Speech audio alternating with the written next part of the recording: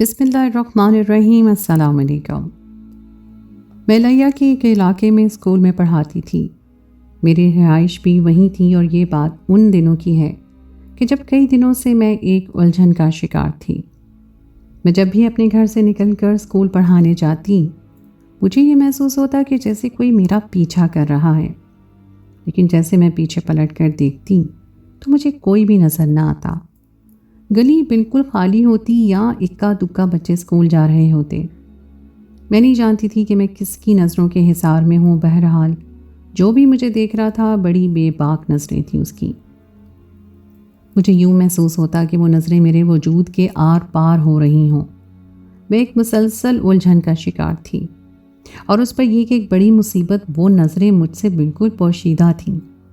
میں تیز تیز قدم آگے بڑھا رہی تھی، لیکن مجھے لگ رہا تھا کہ ابھی بھی میں کسی کی نظروں میں ہوں، جیسے کوئی میرے پیچھے ہے۔ مگر جیسے ہی میں اسکول کا مین گیٹ کراس کرتی میں فوراً سے اپنی الجھن سے نکل آتی۔ اس کا مطلب جو کوئی بھی تھا گھر اور اسکول کے راستے میں تھا، اور ابھی میں اس الجھن سے نکلی بھی نہیں تھی کہ میرے ساتھ ایک ایسا واقعہ ہوا کہ اس نے میرے ہوش اڑا کے رکھ دیے۔ میں اسکول سے واپس گھر جا رہی تھی کہ جب ہماری گلی میں گزرنے والے ایک پاگل نے میرا ہاتھ پکڑ لیا۔ میں تو بکھلا رہی تھی اور وہ اچھی خاصی عمر کا شخص تھا، لیکن بالکل باولا تھا۔ مجھے ویسے ہی اسے لوگوں سے خوف آتا تھا، حالانکہ وہ کوئی نقصان تو نہیں پہنچاتا تھا، لیکن آتے جاتے مسافروں کا ہاتھ پکڑ لیتا تھا۔ یا وہ ان سے کھانے کو کچھ مانگتا تھا یا پیسے۔ چونکہ میں اسے خوف کھاتی تھی اس لیے میری بے اختیار چیخ نکلی۔ اس وقت وہ گلی میں کوئی بھی نہیں تھا کہ اچانک سے کتے نے اس پاگل پر حملہ کر دیا۔ وہ کتا اچھا خاصا لمبا، اونچا اور بھری جسامت کا تھا۔ اب وہ کتا اس پاگل شخص کو لٹا کر اس کے اوپر چڑھ گیا تھا، اور اس پر اس کتے کی آنکھیں سرخ ہو رہی تھیں۔ وہ اتنی زور سے بھونک رہا تھا کہ پاگل پورے کا پورا کانپنے لگا۔ دل تو میرا بھی ہل کر رہ گیا تھا۔ وہ کتا اچھا خاصا لمبا، اونچا، بڑا سا تھا، جسے دیکھ کر ہی خوف آنے لگے۔ محلے کے بہت سے نوجوان یہ شور سن کر جمع ہو گئے، مگر جو آگے بڑھتا وہ کتا بہت خونخوار نظروں سے انہیں دیکھنے لگتا۔ وہ بھی بچانے کے لیے آگے بڑھتا، کتا اس کی طرف بھی لپکتا تو وہ شخص پیچھے ہٹ جاتا۔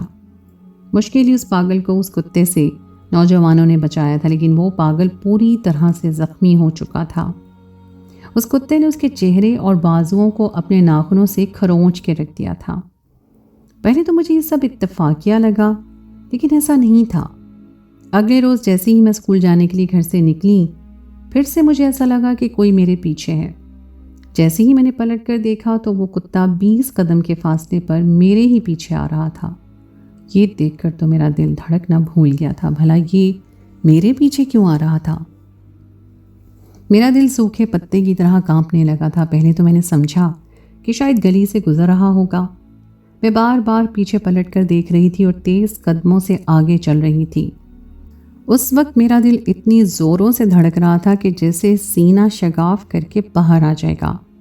کل جو حشر اس کتے نے پاگل کا کیا تھا، میرا خوف بڑھتا جا رہا تھا۔ میں بار بار پیچھے پلٹ کر دیکھتی، لیکن وہ میرے پیچھے ہی تھا۔ جیسے ہی میں اسکول پہنچی میں نے دیکھا وہ کتا وہیں سے واپس چلا گیا۔ یہ دیکھ کر میری جان نکل گئی تھی۔ جب اسکول کی چھٹی ہوئی تو واپسی میں بھی میں نے غور کیا تھا تو وہ کتا اسکول کے باہر ہی کھڑا تھا۔ اب تو مجھے اور بھی ڈر لگنے لگا تھا، کیونکہ وہ 20 قدم کا فاصلہ رکھ کے میرے پیچھے چل رہا تھا۔ جب میں گھر گئی تو پھر وہ واپس چلا گیا۔ جانے کیوں میرا پورا دن میرا دماغ اسی کتے کے بارے میں ہی سوچتا رہا۔ جب میں رات کو سونے لگی تو میرے دماغ کی گھنٹی بجی تھی۔ میں ایک دم سے بیڈ سے اٹھ کر بیٹھ گئی۔ اب مجھے یاد آیا تھا کہ جب پہلے بھی میں اسکول جاتی تھی تو مجھے لگتا تھا کہ کوئی شخص میرا پیچھا کرتا ہے۔ میں پلٹ کر دیکھتی تو وہاں کتا ہوتا تھا، لیکن میرا دھیان کبھی اس کی طرف گیا ہی نہیں تھا۔ تو کیا میں پچھلے کئی دنوں سے اس کتے کی نظروں کے تعاقب میں تھی؟ مجھے لگا تھا کہ کوئی شخص میرا پیچھا کر رہا ہے، مجھے تیز نظروں سے دیکھ رہا ہے۔ اس لیے میری تلاش ایک انسان کی طرف تھی، لیکن میں نہیں جانتی تھی کہ ایسی بے باک نظریں کسی جانور کی بھی ہو سکتی ہیں کہ جو ایک عورت کو الجھن کا شکار کر دیں۔ اب تو میرا جی بہت گھبرانے لگا تھا۔ وہ کتا کیوں میرا پیچھا کر رہا تھا؟ اگلے روز میں اسکول ہی نہیں گئی۔ میڈم کو فون کر کے کہہ دیا کہ میں بیمار ہوں، اور جب میں نے دیوار کی منڈیر سے باہر گلی میں جھانک کر دیکھا تو وہ کتا 20 قدم کے فاصلے پہ کھڑا میرے ہی گھر کے دروازے کی طرف دیکھ رہا تھا۔ یہ دیکھ کر مجھے اور بھی ڈر لگنے لگا تھا، حیرت بھی ہوئی تھی کہ آخر وہ کتا کون تھا، کیوں میرا پیچھا کر رہا تھا، اور میرے لیے یہ سب باتیں سوالیہ نشان تھیں جس کا میرے پاس کوئی جواب نہیں تھا۔ شام کے وقت دوپہر کا بچا ہوا سالن روٹی مین گیٹ کے باہر صاف ستھری جگہ پہ میں رکھ دیتی تھی تاکہ کوئی بلی یا جانور کھا لے۔ جیسے ہی میں نے آج شام کو بچا ہوا کھانا روٹی باہر رکھنا چاہی تو وہ کتا لپک کر میرے پاس آ گیا۔ اسے یوں اچانک اپنے سامنے دیکھ کے میرے ہاتھ سے پلیٹ چھٹ گئی۔ سالن اور روٹی وہیں زمین پہ گر گئی۔ اس کتے نے وہ منہ میں ڈالی اور چلا گیا۔ میں نے سوچا شاید میں جب بھی سالن روٹی ڈالتی ہوں یہ کتا کھا لیتا ہے۔ چونکہ کتے وفادار ہوتے ہیں اس لیے شاید وفاداری نبھا رہا ہے جو میرا پیچھا کرتا ہے، لیکن میں نہیں جانتی تھی کہ میرے ساتھ کون سا گھناؤنا کھیل کھیلا جا رہا ہے۔ اگلے روز بھی کتا میرے گھر کے باہر کھڑا، لیکن آج ایک عجیب واقعہ ہوا تھا۔ جیسے ہی میں اسکول جانے کے لیے آگے بڑھی وہ کتا میرے پیچھے پیچھے چلنے لگا۔ اچانک سے اسے کوئی آواز دے رہا تھا اور ٹامی ٹامی کہہ کے پکار رہا تھا۔ میں نے پیچھے پلٹ کر دیکھا تو ایک خاتون تھی، یہی کوئی 40 کے لگ بھگ تھی۔ وہ اسے کہنے لگی کہ تم کہاں جا رہے ہو، روزانہ تم گھر سے غائب ہوتے ہو۔ وہ خاتون کافی خوش شکل تھی اور پہناوے سے بھی کافی امیر لگ رہی تھی۔ وہ کتا بھونکتے ہوئے میری طرف اشارے کرنے لگا تو وہ عورت بھی مجھے مسکرا کر دیکھنے لگی۔ میں وہیں کھڑی تھی اس لیے وہ میرے پاس آ گئی، کہنے لگی میرا ٹامی تو آپ کا دیوانہ ہو گیا ہے، روزانہ اس ٹائم گھر سے غائب ہو جاتا ہے اور دوپہر کے ٹائم بھی گھر پر نہیں ہوتا۔ ایک دو بار میں اپنی ٹامی کے ساتھ جا رہی تھی تو میں نے آپ کو دیکھا تھا، اس وقت بھی ٹامی آپ کو دیکھ کر بھونکنے لگا جیسے بتا رہا ہو وہ آپ کو پسند کرتا ہے۔ وہ عورت بہت باتونی سی تھی، خوش مزاج اور خوش گفتار بھی، اس لیے میری بات چیت کا سلسلہ چل نکلا۔ مجھے کہنے لگی کہ میرے گھر پر میرے بچوں کو آپ پڑھا دیں تو بڑی مہربانی ہوگی۔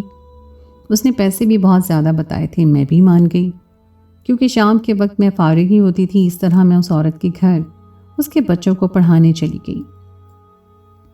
اس کا گھر ہمارے گھر سے کچھ دور تھا، 20 منٹ کی واک کے بعد اس کا گھر آتا تھا، لیکن گھر کافی بڑا اور خوبصورت بنا ہوا تھا۔ جب تک میں اس کے بچوں کو پڑھاتی رہتی وہ کتا وہیں لاؤنج میں بیٹھا مجھے دیکھتا رہتا۔ ایک بار نہ جانے اس کتے کو کیا ہوا کہ چل کر میرے پاؤں کے پاس آیا اور میرے پاؤں سے اپنا چہرہ اور جسم مس کرنے لگا۔ میں کچھ گھبرا سی گئی اور وہ عورت کچن سے باہر آئی تو یہ دیکھ کر ہنسنے لگی، کہنے لگی ڈرو مت، اس سے یہ بہت اچھا کتا ہے، تمہیں کچھ نہیں کہے گا، بس تم سے پیار کرتا ہے، اسی کا اظہار کر رہا ہے۔ جیسے جیسے وقت گزر رہا تھا اس کتے کی جسارتیں بڑھنے لگی تھیں، تو وہ میرے گھٹنے پر اپنا منہ رکھ لیتا، کبھی اپنا سر میرے گھٹنوں پہ رکھ دیتا۔ جب میں اس کی سرخ آنکھیں دیکھتی تو مجھے الجھن ہونے لگتی۔ ایک بار اس عورت نے میرے سامنے چائے کا کپ رکھ دیا، کہنے لگی اسے پی لو۔ وہ میرے پاس بیٹھ گئی، اس کے بچے پڑھ کر جا چکے تھے۔ چائے پیتے پیتے مجھ سے باتیں کرتی رہی، لیکن نہ جانے کیوں جیسے جیسے میں چائے پی رہی تھی میری آنکھوں میں نیند سی اترنے لگی، مجھ پر غنودگی سی چھانے لگی تھی۔ مجھے پتہ ہی نہیں چلا کہ کب میں ہوش سے غافل ہوئی تھی، لیکن جب مجھے ہوش آیا تو میرے ہوش اڑ گئے۔ میں ایک کمرے میں لیٹی ہوئی تھی جہاں مجھ پر ایک چادر ڈال دی گئی تھی۔ جیسے ہی میں اٹھنے لگی تو جس بات کا احساس مجھے ہوا میرے پیروں تلے سے زمین نکل گئی۔ وہ کمرہ کسی اسٹوڈیو کی طرح بنا ہوا تھا۔ سامنے کیمرے کے سٹینڈ کے پاس ایک نوجوان کو دیکھ کر میری جان لبوں پر آ گئی۔ اس نے مجھے جاگتا دیکھ کر کسی کو فون پہ کہا میڈم اس لڑکی کو ہوش آ گیا ہے۔ کچھ دیر بعد وہی عورت کمرے میں داخل ہوئی، اس بار اس کا انداز بالکل الگ تھا۔ وہ پینٹ شرٹ پہنی ہوئی تھی اور میرے پاس آ کر بیٹھ گئی۔ میں نے کہا یہ سب کیا ہے، مجھے کیوں اس کمرے میں لایا گیا ہے؟ میری بات پر وہ ہنسنے لگی، اپنے ہاتھ کی پشت میرے رخسار پر پھیرنے لگی۔ میں جھٹ سے پیچھے ہٹی تھی، کہنے لگی تمہارا حسن تمہیں یہاں لے آیا ہے اور اب دیکھو تمہارا یہی حسن میں کہاں کہاں نیلام کرتی ہوں۔ میں نے کہا یہ کیا بکے جا رہی ہو؟ میں سمجھ نہیں پا رہی تھی کہ میں اس کمرے میں کیسے پہنچی ہوں۔ وہ مجھے کہنے لگی تمہیں میں نے ایک بار اسکول آتے جاتے دیکھا تھا اور تمہاری خوبصورتی دیکھ کر تو ایک عورت ہوتے ہوئے میرے ہوش اڑ گئے تھے، اس لیے میں نے سوچا کہ مردوں کے تو تمہیں دیکھ کر حواس ہی گم ہو جائیں گے، اور ایسی لڑکیاں میرے گھر کے قید خانے میں موجود ہیں، آج سے تم بھی وہیں رہو گی۔ میں نے کہا میں ہرگز بھی تمہارے کسی بھی گھنونے کھیل کا حصہ نہیں بنوں گی۔ मैं उठने लगी तो वो कहने लगी कि तुम मेरे खेल का हिस्सा बन चुकी हो, इसलिए यहाँ से कहीं भी नहीं जा सकती। उसने अपना मोबाइल मेरे जाने पर हाथ दिया, जिस पर लगी वीडियो देखकर मेरे होश उड़ गए थे। वो मेरी नाज़ेबा वीडियो थी जो नीम बेहोशी के आलम में बनाई गई थी। ऐसी शर्मनाक वीडियो देखकर मैं रोने लगी तो वो हंसने लगी, कहने लगी मेरे हाथ की ज़रा सी हरकत इस वीडियो को सोशल मीडिया पर वायरल कर देगी और तुम्हारी इज्जत का जो जनाजा निकलेगा तुम सोच भी नहीं सकती। मैं उसके सामने हाथ जोड़ने लगी कि वो ऐसा ना करे, क्योंकि मेरी मंगनी मेरे तायाजाद से हो चुकी थी। चंद माह बाद मेरी शादी थी। वो कहने लगी अगर तुम चाहती हो कि तुम्हारी ये वीडियो मेरे पास महफूज रहे तो तुम वही करोगी जो हम चाहेंगे। मेरे पास उस औरत की बात मानने के सिवा दूसरा कोई चारा नहीं था। मैंने कहा मुझे उसकी हर बात मंजूर है। अपनी इज्जत बचाने का मेरे पास बस यही एक वाहिद रास्ता था। वो हंसने लगी और कहने लगी अब तुम जा सकती हो। मैं जल्दी से उठकर उस कमरे से बाहर निकल गई। मैं उसी घर के ऊपर के पोर्शन में थी जहाँ उस औरत के बच्चे पढ़ाने आती थी। मैं तेज़ी से ऊपर का जीना नीचे उतरने लगी। जब उस औरत ने ऊपर खड़े होकर अपने कुत्ते को पुकारा, कहने लगी टॉमी ये लड़की अब तुम्हारी जिम्मेदारी है, जाओ इसे घर तक छोड़ कर आओ। वो कुत्ता यूं इस बात में सर हिलाने लगा जैसे अपने मालकिन की बात अच्छी तरह से समझ रहा हो। उसकी मालकिन के साथ साथ मुझे उस कुत्ते से भी नफरत महसूस हो रही थी जो मेरी बर्बादी का सबब बना था। मैं सब समझ गई थी कि ये उस औरत का बिछाया हुआ जाल था। उसी ने अपने कुत्ते को मेरे पीछे लगवाया था और फिर मुझसे मुलाकात की। उसका मीठा लहजा मेरी ज़िंदगी तबाह कर गया था। मैं अपने घर आई तो मेरी वालदा परेशान थी, कहने लगी आज ट्यूशन में तुम्हें ज़्यादा देर नहीं लग गई। मैंने कहा हाँ, बच्चों का कल पेपर था इसलिए उनकी तैयारी करवा रही थी। मैं बार बार अपनी माँ से नज़रें बदल रही थी, नज़रें मिलाती भी तो कैसे। हालांकि मेरी इज्जत अब भी महफूज थी, लेकिन जो वीडियो और तस्वीरें थीं वो मुझे पाक दामन होते हुए बरकरार साबित कर देती। अगली रोज़ मुझे बुखार हो गया था और 2-3 दिन मैं स्कूल भी नहीं गई, बल्कि मैंने कुछ दिनों के लिए सोच लिया कि मैं घर से बाहर ही नहीं निकलूँगी। ना मैं स्कूल जाऊँगी ना ही खुश रहूँगी, मुझे कहीं भी नहीं जाना था। घर की 4 दीवारी में बंद होकर रह गई थी और हर वक्त मुझे ये खौफ आता रहता कि कहीं वो औरत मेरी वीडियो वायरल ना कर दे। अभी मैं इन्हीं मुश्किलात में घिरी हुई थी कि मेरे नंबर पर एक अननोन नंबर से कॉल आई। मैंने फ़ोन उठाया तो वो वही औरत थी और कहने लगी कि रात के 12 बजे मेरे घर पहुंच जाना। मैंने कहा क्यों? तो कहने लगी सवाल का हक नहीं है तुम्हें, जो कह रही हूँ बस वो करो। मैंने कहा मैं कैसे रात के अंधेरे में बाहर जा सकती हूँ, मेरे घर वाले मेरे बारे में क्या सोचेंगे। कहने लगी अगर मैं तुम्हारी वीडियो वायरल कर दूँ तो वो तुम्हारे घर वाले तुम्हारे बारे में क्या सोचेंगे। ये सुनकर मुझे लगा किसी ने मेरे जिस्म से मेरी रूह को खींचा हो। मैंने कहा नहीं नहीं, खुदा के लिए ऐसा कुछ मत करना। मेरी बात सुनकर मेरी बेबसी को देखकर वो हंसने लगे और कहने लगे तो फिर वो करो जो मैं तुमसे कह रही हूँ। ये मेरी मजबूरी थी कि आज के अंधेरे में काली चादर खुद पर ओढ़े मैं जहाँ जा रही थी तारीखी के अलावा वहाँ कुछ नहीं था। मुसलसल मेरी आंखों से आंसू बह रहे थे और मेरे कदम एक ऐसी जानिब बढ़ रहे थे जहाँ पर गुनाहों का दलदल था। मैंने सोचा कि वापस पलट जाऊं तो मेरी आंखों के सामने अपनी नाज़ेबा वीडियो और तस्वीरें आने लगीं। वो औरत मुझे वहाँ क्यों बुला रही थी मैं अच्छी तरह से जानती थी। यकीनन वो मुझसे कोई गुनाह ही करवाना चाहती थी, लेकिन मैं नहीं जानती थी कि वो मुझसे क्या गुनाह करवाएगी। जैसे मैं उसके घर के पास पहुंची, चौकीदार ने फ़ौरन से मेरा दरवाज़ा खोल दिया। मैं अंदर दाखिल हुई तो अंदर से मुझे कमरे से चीखने चिल्लाने की आवाज़ें सुनाई दे रही थी। वो सुनकर तो मेरा दिल धड़कना भूल गया था। न जाने उस लड़की के साथ कौन सी सफाकी की जा रही थी। वो लड़की चीख रही थी, चिल्ला रही थी, पनाह मांग रही थी, रो रही थी, अपनी मदद के लिए पुकार रही थी, लेकिन वहाँ तो सभी बेहिस लोग थे। कुछ ही देर में उस लड़की की आवाज़ बिल्कुल बंद हो गई। मैं इस कदर बदहवास थी कि पूरा वजूद पसीने से शराबोर हो चुका था। लेकिन जैसे ही कमरे का दरवाज़ा खुला और मैंने कुत्ते को बाहर आते देखा तो मेरी जान ही निकल गई। वही कुत्ता जो मेरा पीछा कर रहा था, कुत्ता बुरी तरह से हाँफ रहा था। उस औरत ने अपने एक मुलाजिम को आवाज़ दी और कहा कि कुत्ते को ताज़ा गोश्त का एक पीस दो।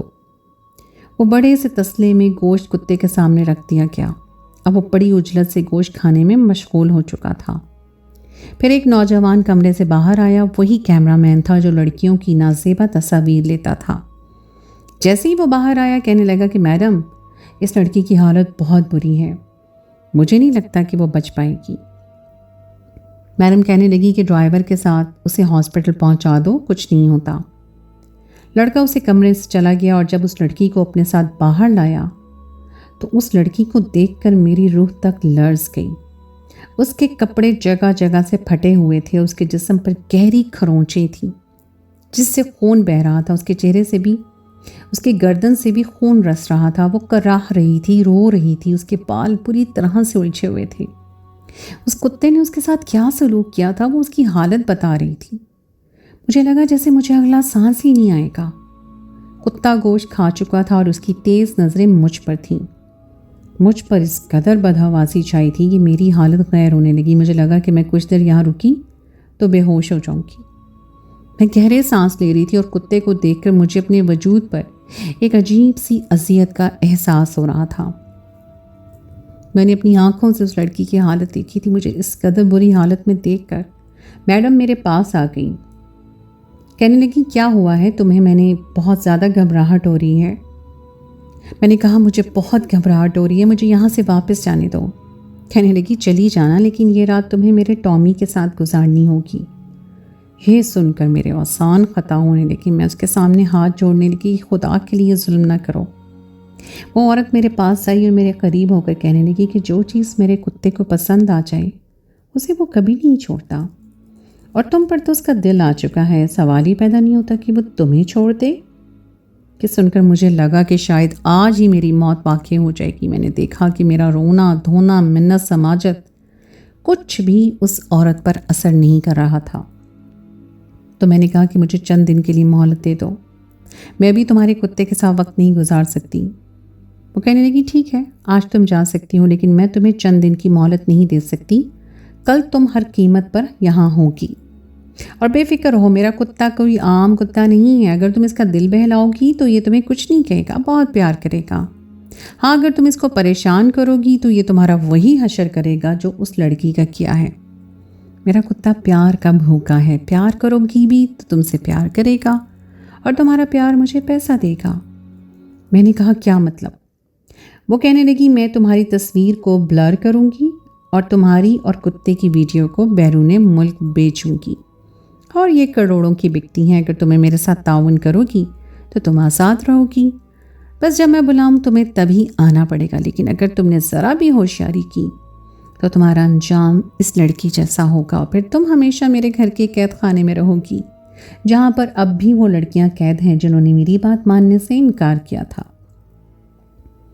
میں ایک بہت بڑی مصیبت میں پھنس چکی تھی۔ یہاں سے باہر نکلنے کا فی الحال میرے پاس کوئی راستہ نہیں تھا۔ میں باہر جانے لگی تو وہ کہنے لگی روکو لڑکی۔ اس کے کہنے پر میرے قدم رک گئے۔ میں نے پلٹ کر اس کی طرف دیکھا تو کہنے لگی پولیس کو بتانے کی غلطی مت کرنا، کیونکہ پورے لیا کی پولیس ہمارے حکم کی غلام ہے۔ ایک آخری امید جو میرے دل میں جاگ گئی تھی وہ بھی معدوم ہو کر ختم ہو چکی تھی۔ جب ہمارے ملک کے محافظ چور ڈاکوؤں کے ساتھ مل جائیں تو پھر ہم کس سے شکوہ کر سکتے ہیں؟ میں واپس گھر آ گئی اور میرے پاس صرف 24 گھنٹے تھے۔ جیسے جیسے وقت گزر رہا تھا میری پریشانی بڑھتی جا رہی تھی۔ پوری رات میں نے آنکھوں میں کاٹی تھی اور یہ رات میرے لیے کسی اذیت سے کم نہیں تھی۔ صبح کی آذان جب میں نے سنی تو فوراً سے وضو کر کے نماز پڑھ کے اپنے رب کے حضور رو رو کے دعائیں کرنے لگی، کیونکہ میرے رب کے علاوہ اور کوئی نہیں تھا جو میری مدد کر سکتا۔ پورا دن میں خاموشی سے اپنے کمرے میں بیٹھی رہی۔ میری تو بھوک ہی مر چکی تھی۔ امی بار بار میرے پاس آ کر پوچھتی کہ تمہیں کیا ہوا ہے، چند دن سے تم بہت پریشان ہو، لیکن میں نے کیا جواب دینا تھا۔ امی کہنے لگی کہ آج تمہارے تایا گھر پر آئے تھے تو تم کمرے سے باہر نہیں آئیں۔ وہ کہہ رہے تھے کہ اگلے ہی ماہ راشد اور تمہاری شادی کی تاریخ پکی کر دیں گے۔ یہ خبر بھی مجھے خوش نہیں کر پائی تھی، کیونکہ میں جانتی تھی کہ شاید میری شادی ہو ہی نہ سکے۔ یہاں تک جیسے میرے وجود سے آدھی جان نکل چکی تھی۔ مجھے اس کتے کے بارے میں سوچ سوچ کر خوف کے مارے اور کچھ بھی محسوس نہیں ہو رہا تھا۔ جی چاہا کہ زہر کھاؤں یا پنکھے سے لٹک کر خود کو ختم کر لوں، کیونکہ میری آنے والی زندگی موت سے بدتر تھی۔ رات کے 1 بجے میں کالی چادر لپیٹ کر اس عورت کے پاس چلی گئی۔ جیسے ہی میں اس کے گھر پہنچی، چوکیدار نے دروازہ کھول دیا۔ میں اندر آئی تو آج کسی بھی لڑکی کی چیخنے چلانے کی آوازیں نہیں آ رہی تھیں۔ وہ میڈم لاؤنج میں ہی بیٹھی تھی۔ مجھے دیکھ کر کہنے لگی کہ جاؤ، اس کمرے میں ٹومی تمہارا ہی انتظار کر رہا ہے۔ میں خاموشی سے اس کمرے میں چلی گئی۔ اس کتے کی نظریں ہی کافی تھیں میرا دل دہلانے کے لیے۔ وہ اس وقت بیڈ پر موجود تھا۔ مجھے دیکھ کر اپنی زبان باہر نکال کر لمبے لمبے سانس لینے لگا۔ میں بڑے آہستہ آہستہ چھوٹے چھوٹے قدم اٹھاتے ہوئے اس کے پاس پہنچ گئی۔ میں نے اپنا لرزتا ہوا ہاتھ مشکل سے اس کے چہرے پر بڑے پیار سے پھیرنا شروع کیا۔ کتا مدہوش ہو کر میرے قریب آنے لگا، اور جیسے ہی میں نے اپنا منہ میری گردن کے قریب کیا اور اپنی زبان سے میری گردن کو چاٹنے کی کوشش کی، میرے ہاتھ میں پکڑا تیز دھار والا چاقو تھا۔ میں نے پوری قوت سے اس کی گردن پر مار دیا۔ خون کا ایک فوراً فوارہ سا چھوٹا تھا اور میرے پورے کپڑے خون سے بھر گئے۔ اس کمرے میں جگہ جگہ کیمرے نصب تھے، اس لیے فوراً ہی وہ میڈم، کیمرہ مین اور اس کے 2-3 گارڈز اندر داخل ہوئے۔ میں نے کچھ نہیں دیکھا اور اسی چاقو سے ان سب پر جہاں جہاں وار ہو سکتا تھا میں کرتی گئی۔ میرے پاس اپنی عزت بچانے کا بس یہی ایک راستہ تھا۔ وہ لوگ زخمی ہو کر ادھر ادھر گر گئے۔ سب سے پہلے میں کمرے سے باہر نکلی اور اس گھر کا تہہ خانہ ڈھونڈنے لگی۔ لاؤنج کے پیچھے نیچے جاتے ایک سیڑھیاں تھیں جو نیچے کی طرف جا رہی تھیں۔ میں وہاں سے اتری تو ایک دروازہ تھا جو باہر سے بند تھا۔ جیسے ہی میں نے دروازہ کھولا، وہاں بہت سی لڑکیاں سہمی بیٹھی تھیں، کچھ زخمی تھیں اور کچھ بے حال۔ میں نے کہا، تم سب لوگ یہاں سے بھاگ جاؤ۔ اس کے بعد میں نے پورے گھر کی تلاشی لی۔ ایک کمرہ تھا جہاں کمپیوٹر میں تمام ویڈیوز جو اب تک لڑکیوں کو ان لوگوں نے محفوظ کر رکھی تھیں، سب کا ڈیٹا موجود تھا۔ وہ سب لیپ ٹاپ اور کمپیوٹر میں نے توڑ دیے، سارا ڈیٹا کو آگ لگا کر جلا دیا اور واپس اپنے گھر چلی گئی۔ میں نہیں جانتی کہ میرا انجام کیا ہوگا، لیکن میں یہ جانتی تھی کہ اگر میں پولیس کے پاس جاتی تو مجھے کسی بھی انصاف ملنے کی امید نہیں تھی۔ اب آپ بتائیے، کیا میں نے ٹھیک کیا؟